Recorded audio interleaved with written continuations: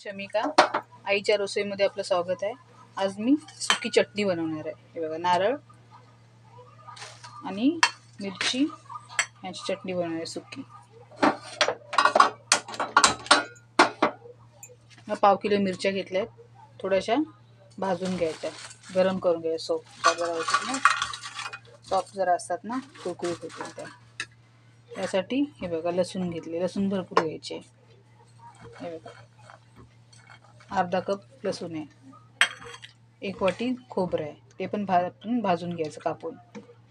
थोडेसे शेंगदाणे आहेत, अर्धा कप। हे बघा, खोबरं बारीक कापून असं भाजून घ्यायचं, गोल्डन ब्राऊन जरा होईपर्यंत असं भाजायचं ते खोबरं घ्यायचं।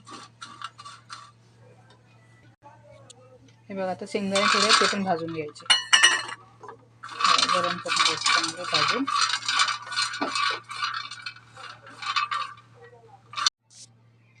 हे बघा, आता आपण मिरच्या टाकून घेऊया।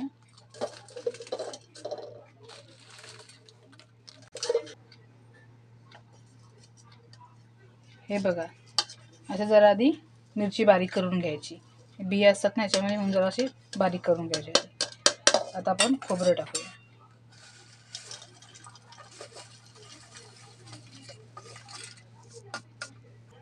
शेंगदाणे टाकून घेऊया, लास्टला मीठ टाकायचं, चवीनुसार मीठ टाकून घेऊया।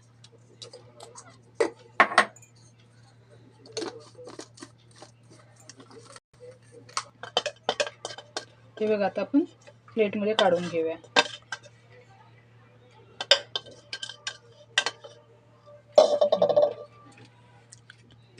ही जरा जाडसरच बारीक करायची, अशी एकदम बारीक नाही करायची। सुकी चटणी आहे ना, जरा जाडच अशी ठेवायची। हे बघा, आपली चटणी तयार आहे। तुम्ही जेवणासोबत कसंही खाऊ शकता ती, वडापावसोबत, भातडाळसोबत, चपातीसोबत, भाकरीसोबत। जर रेसिपी आवडली असेल, लाईक करा, शेअर करा, सबस्क्राईब करा। थँक्यू।